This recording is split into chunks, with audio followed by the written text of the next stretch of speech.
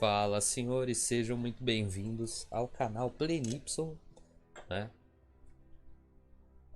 Hoje estamos aqui para fazer a parte 2, né? Ou talvez a parte final que seja, do vídeo da Carol Capel sobre Bitcoin sendo a maior mentira do século XXI, falando de NFTs, criptos e assim vai, confundindo Bitcoin com cripto, com altcoins, né? E com NFTs. São coisas totalmente diferentes. E vamos conversar um pouquinho sobre isso. Dessa vez eu vou tentar deixar o vídeo dela correr por um tempo um pouco maior, né? Para o vídeo não ficar tão grande e da mesma forma para termos uma parte 2 aqui digna, né?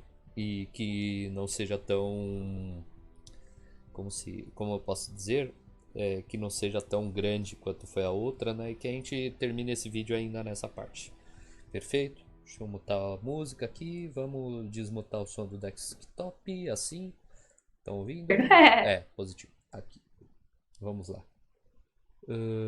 Vamos voltar aqui. Ó. Compre uma Bitcoin, você precisa realizar essa compra dentro de uma instituição que é fiscalizada e centralizada pelo governo. Mas como assim? Peraí. E aquela ideia Eu utópica acho que a gente tinha parado em que parte mesmo? Foi nos 9 minutos, é isso? de Grulé na França? Se você ainda não assistiu, eu Deixa eu ver.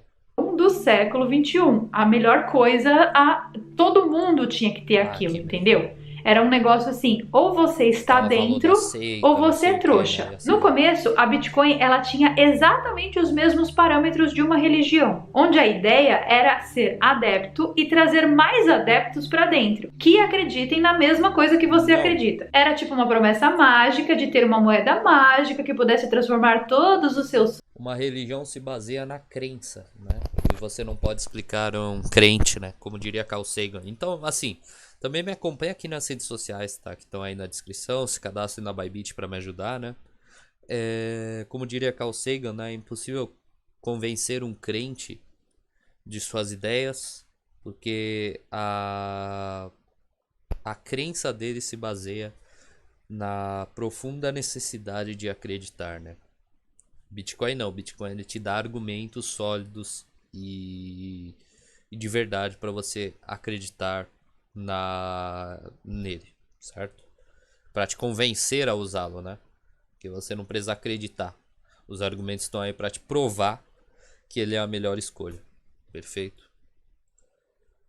sonhos em realidade. Só que como tudo dentro da economia, quanto mais pessoas tinham ali nesse esquema, menos bitcoins existiam. Você deve se lembrar da lei da oferta e da procura que eu te expliquei neste vídeo que está aparecendo aqui, em algum lugar dessa tela, onde eu dei o exemplo lá da padaria do Cédric Grulé na França. Se você ainda não assistiu, eu recomendo que você assista, vai te fazer muito sentido. Eu não Qualquer dia a sei o gente que reage você nesse pensa vídeo. de tudo isso, Mas mas oferta e demanda confiar o existe, é uma seu lei dinheiro imutável. em códigos de computadores criados por um anarquista da tecnologia não me parece ser uma boa ideia.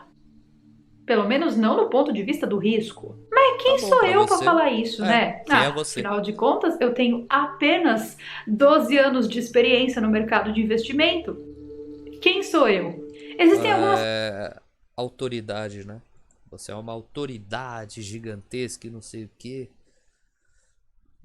É complicado, cara. Ai, ai. Ah, mas olha, Albert Einstein falou que o comunismo era a ideologia que ele gostaria, não sei o que, né? O Oppenheimer era comunista, olha só, né? Foi comunista durante muito tempo.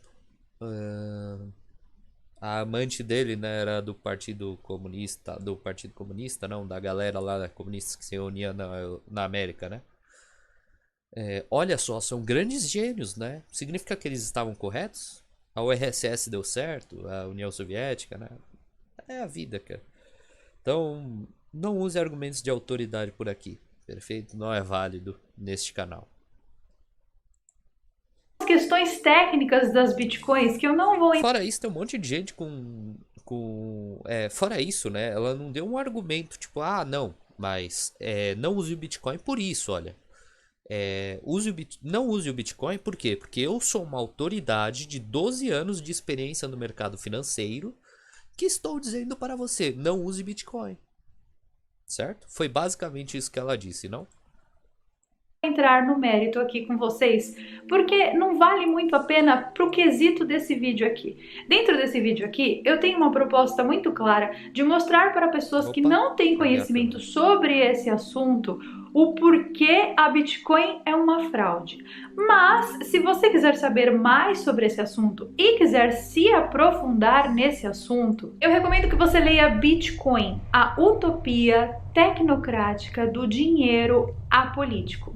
Esse livro, ele fala exatamente tudo isso que eu estou falando, só que ele dá muito mais pontos, muito mais exemplos, ele Agora traz sim. pesquisas sérias e eu encontrei esse livro para venda no Brasil. Deixarei Eu o vou link ler aqui esse livro embaixo e qualquer vocês dia. sabem também que eu tenho uma lojinha lá na Amazon que eu condenso todos os livros que eu recomendo aqui no canal em um lugar só. Mas Deixarei o ainda link assim aqui eu já sei embaixo os caso você argumentos tenha que vão interesse de ter e eu adquirir provavelmente vou alguns dos discordar. livros que eu recomendo aqui dentro do canal. Inclusive, aproveitando aqui o ensejo e falando sobre questões capitalistas links, nessa semana que entra agora vai rolar uma promoção do meu curso de inglês com 40% de desconto. Então, se você ainda não assinou a newsletter lá para Ah, receber não o quero ouvir desconto, isso. você ainda Ah, pode tá, tá. por dia, porque eu não posso ter Tá, pede cupom de desconto, vai rolar. tá. Então vale a pena. Mas agora volta aqui para a história das Pode. criptomoedas. Existe também Propaganda. toda uma força-tarefa para Mais fácil é o armazenar curso essas de inglês dela. criptomoedas. Então, o que você vê é muita gente construindo servidores imensos para fazerem o que é chamado dentro desse mercado o processo de mining,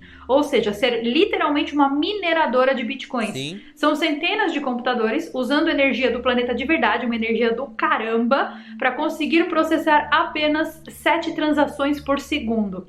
Como assim, Carol, 7 transações por segundo? Na verdade, né? Se processam mais depois do Taproot e do Segwit, né? Que incluía grande parte das informações das transações por fora delas, né?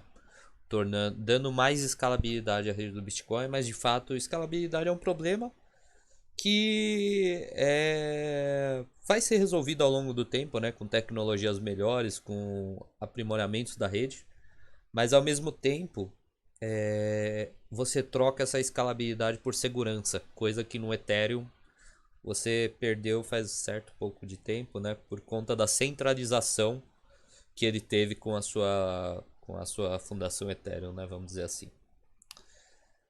Aí poderia. Assunto para outro vídeo esse negócio da centralização na rede Ethereum, né? Mas enfim, vamos lá. Para você ter uma ideia Eu disso vou que eu estou acelerar o falando, vídeo um a pouquinho, tá, senhores? Porque Mastercard senão acho que a processa gente vai 5 ter que mil ter mais transações uma por parte hoje. segundo.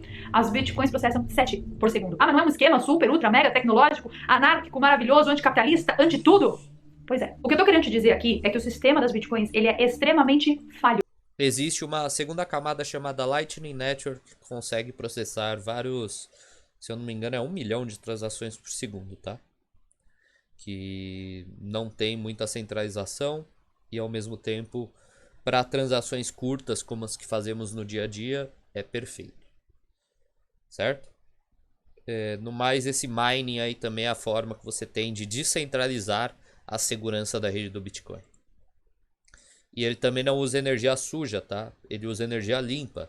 Principalmente porque é um grande incentivo para o minerador com as contas de energia caras que temos no Brasil e na maioria dos países, usarmos a energia excedente da rede ou então usarmos a energia de painéis solares que compramos ou de energia eólica que construímos em nossas mineradoras. Perfeito?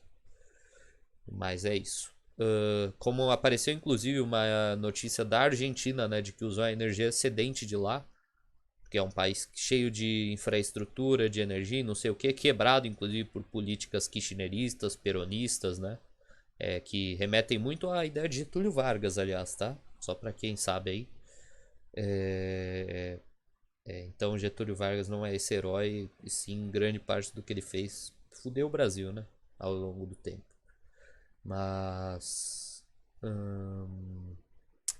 na Argentina esse tipo de política de infraestrutura existe, tem muita energia excedente e que está sendo destinada para mineradores de bitcoins que se instalaram por lá, justamente por ser uma energia barata e que sobra, né? Então eles usam a energia excedente. O sistema não só é falho, como também é mal feito. O sistema tá indo totalmente contra aquela propaganda inicial lá que a gente tinha no começo. Vocês se lembram da propaganda como era? A propaganda é que você poderia ser completamente livre de órgãos governamentais para ter o seu dinheiro Mas de uma você maneira é. não regulamentada, ou seja, faça o que você quiser com o seu dinheiro e principalmente, para que as pessoas querem ter dinheiro? As pessoas querem ter dinheiro para comprar coisas. Só que com essa velocidade de transação, as pessoas não estão comprando absolutamente nada usando suas bitcoins. A pergunta que não quero calar aqui é como que um negócio desses, cheio de problemas assim, sobreviveu tanto? Como é que isso conseguiu estar tanto tempo no mercado e está até os dias de hoje? Não sei se você percebeu, mas para que você compre uma Bitcoin, você precisa realizar essa compra dentro de uma instituição que é fiscalizada e centralizada pelo governo. Não necessariamente, existem P2Ps para isso, inclusive P2Ps que não declaram. Além do mais, existem instituições como a HitBTC, por exemplo. A Bybit também não está sendo regulada no Brasil, tá? Então se você quer comprar cripto, compre por ela. Que é uma exchange estrangeira, que não é obrigada a declarar suas transações para o governo brasileiro, tá? Principalmente a HitBTC é uma corretora que cobra bastante taxas para tirar de lá, mas em compensação ela não exige KYC, né? Ou seja, know your customer, né? Ou seja, conheça seu consumidor, conheça seu comprador, né? De forma que você pode comprar lá dentro sem problema nenhum, sem colocar seu nome, sem colocar maiores informações que vão te comprometer, sem o governo literalmente te descobrir comprando ali, tá? E outra, você pode conhecer uma pessoa que tem Bitcoin, se ela for uma pessoa de confiança, você compra dela e tá tudo certo. Mas como assim, peraí? E aquela ideia utópica, bem como o livro diz, o título do livro lá que eu recomendei pra vocês, aquela ideia utópica de não sermos fiscalizados pelo governo? Pois é, vocês estão percebendo aqui a hipocrisia? Essa anarquia toda passa por órgãos reguladores todos os dias. Em 2014, aquele cara misterioso tal do Nakamoto, ele sumiu por completo. Ele parou de administrar aquilo que ele tinha criado e ele sumiu. E ele nunca mais foi visto digitalmente até o presente momento. E sabe o que restou da invenção? Ele parou de criar justamente para não ficar igual o Ethereum, centralizado, tudo que ele faz é ordem, igual o Vitalik Buterin faz. Tudo que o Vitalik fala vira lei no Ethereum. O Satoshi, ele abriu mão de simplesmente 2 milhões de Bitcoin, né? Ninguém sabe se ele abriu mão de fato, mas não faria faria uma diferença um pouco grande, né, caso ele vendesse tudo agora, mas o Bitcoin se recuperaria certamente, né? E ele simplesmente abriu mão do controle em prol de uma ideia extremamente grande, que é o Bitcoin, e que vai mudar a vida de muitas pessoas que necessitam do dinheiro, né? E como diz o Felipe, né, do Bitnada, que ele dizia em alguma época, e quando eu ainda assistia bastante parte do canal dele, não que seja um conteúdo ruim, pelo contrário, é um conteúdo muito bom, mas que hoje eu não tenho tempo para assistir, infelizmente, né? Gostaria de assistir mais, mas que, como ele disse, né, não sou eu que vou dizer se o Bitcoin é moeda, não é a Carol Capel, não é você que está vendo esse vídeo, possivelmente, claro. É o tiozinho lá da Nigéria, que o dinheiro dele inflaciona não sei quantos 1000% ao ano. É o cara da Venezuela, que já não tem mais um dinheiro de fato. É o cara da Argentina, que está com quase metade da sua população na pobreza, que vai dizer se o Bitcoin é moeda ou não, porque o que causa grande parte da pobreza é sim a inflação que esses dinheiros sofrem. Certo? Então o Bitcoin é sim uma moeda, e quem vai dizer é mais essa galera do que nós mesmos, né? Invenção toda dele, dessa invenção maravilhosa, restou aquilo que nós conhecemos como esquema de Ponzi. Ai, Carol, não conheço isso, não conhece? Mas você vai conhecer agora. Ué, mas ela não falou da lei da oferta e da demanda? Ah, Carol Capel, não se contradiça, Carol Capel, pelo amor de Deus. Você não sabe o que é oferta e demanda, você não lembra. Esquema, em inglês, ou esquema de Ponzi em português, é um esquema de fraude financeira onde os retornos são pagos aos investidores com o dinheiro de novos investidores, ao invés de utilizar lucros gerados pelos reais investimentos. O nome do esquema vem de Charles Ponzi, que é um italiano que ficou famoso nos Estados Unidos por aplicar esse golpe durante o século XX. Vou dar aqui um exemplo prático de como isso funciona. Imagine que nós temos lá determinada empresa que está dentro desse esquema de Ponzi. O que essa empresa vai fazer? Ela vai pegar o dinheiro dos novos investidores, ou seja, aquelas pessoas que começaram a investir agora, vai pegar esse dinheiro e vai remunerar o acionista que já estava lá há muito tempo. Então isso vai contra a premissa básica do investimento. Por quê? Qual é a premissa básica do investimento? O Bitcoin não tá devolvendo dinheiro pra ninguém, gente. Pelo amor de Deus. Não é dividendos, não é nada disso. É uma moeda, como qualquer outra. Se você for considerar o Bitcoin um esquema de Ponzi, Você tem que considerar tudo o esquema de Ponzi. Ah, desde o boi que você vende pro carinha lá da esquina em forma de escambo, né? Porque dinheiro, né? Se é um esquema Ponzi, então a gente não usa dinheiro. Então vamos passar pro escambo, né? Vamos trocar um boi por 10 galinhas. 10 frangos, né? Vivas, né? Um boi vivo por 10 frangos vivos. Então é um esquema de Ponzi, porque eu compro esse boi de você, depois eu reproduzo esse boi, e aí eu dou pro próximo que vier, e aí eu dou galinhas para eles e não sei o que, e assim vai. Então, o próximo que vier até mim, eu vou remunerar aquele cara que comprou um boi de mim primeiro, e não sei o que, assim vai. Pô, aí você entra num negócio gigante de tudo ser um esquema Ponzi.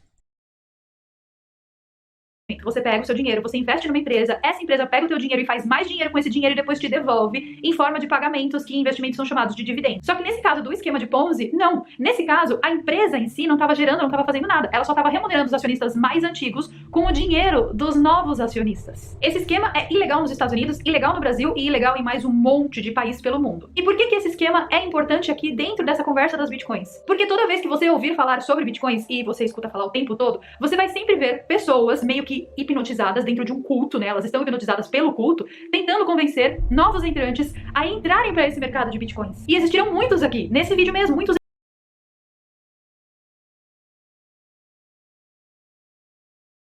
Não, pelo amor de Deus, ninguém quer convencer ninguém a nada. Ninguém quer convencer você a entrar em Bitcoin, não, Carol Capel. É que quando o Drex vier e o Estado toma conta do seu dinheiro, da sua vida, aí você vai lembrar do Bitcoin, né? A salvação que ele é, etc. Né? Por enquanto tá legalzinho com o real aí, né? Que o Pix, por exemplo, que o governo já sabe o que você tá gastando no Pix, quem que tá te mandando dinheiro, quem que tá recebendo, não sei o que. Tá legalzinho, né, por enquanto. Mas você vai ver quando o crédito social começar a se emplacar, como é na China, por exemplo, com o Yuan digital, né? O Bitcoin é uma salvação ao mercado financeiro tradicional. Por exemplo, ele foi criado, inclusive, para salvar as pessoas da crise de 2008, onde o governo imprimiu dinheiro, desvalorizando seu poder de compra para dar, sabe para quem? Para os ricos, para o banco grandão, né, que você tanto deve condenar, que quebrou lá por fazer merda com o dinheiro dele, e o governo foi lá e salvou ele. Olha que coisa legal, né? Com o seu dinheiro, desvalorizando o seu dinheiro para ajudar esse bancão. Exemplos que você pode fazer até o seu estudo antropomórfico. Depois que esse vídeo bater uma quantidade de visualizações aí, você volta aqui e dá uma olhada nos comentários. Vocês vão ver pessoas que são fissuradas por bitcoins. Vocês vão ver pessoas que defendem bitcoins como defenderiam um messias dentro de uma religião. Então, é a exata mesma coisa. As pessoas estão fissuradas para colocar novas pessoas dentro desse mercado para continuar mantendo o negócio funcionando. Você vai ouvir centenas de pessoas falando que bitcoin é algo revolucionário e que você também pode ficar rico com isso. Compre agora e fique rico. Não é essa a promessa? Não, não é essa a promessa. Só a promessa de quem é bobo, né? Uma coisa é você investir no mercado cripto, outra é você investir em Bitcoin. Quem investe em Bitcoin sabe que, de fato, ficar rico com Bitcoin especificamente não vai ser mais tão possível quanto era no passado, né? Quando ele teve a grande valorização. Sim, que ele vai começar a subir aos poucos e se estabilizar como uma moeda de verdade, que vai subir apenas pela produção elevada do mundo que utiliza, pela produção elevada do público, né, que a utiliza, pela inflação controlada, né, que traz uma oferta cada vez menor para uma demanda cada vez mais crescente, e assim vai, né? Então é uma falácia isso aí também. A promessa de você comprar Bitcoin não é você ficar rico? E é aí então que está a maior hipocrisia de todas dentro dessa história. Quanto mais as pessoas compram Bitcoin para investir, menos a Bitcoin se torna uma moeda. Porque qual é o contexto de moeda? O contexto de moeda é algo que você utiliza. Na verdade, né, para coisas como ouro, né, que já foi uma moeda por muito tempo, e os senhores sabem que a civilização se desenvolveu em grande parte porque a moeda corrente era o ouro, né, desde então. Ele foi utilizado como moeda e atualmente ele na verdade é só uma reserva de valor ou um investimento mesmo, né, para muitas pessoas de fato, tá? Então o Bitcoin ele serve tanto como um investimento quanto como moeda, né? Você consideraria, por exemplo, comprar dólar como um investimento? Depende. Você está numa rentabilidade superior ao real? exposto somente à inflação do dólar?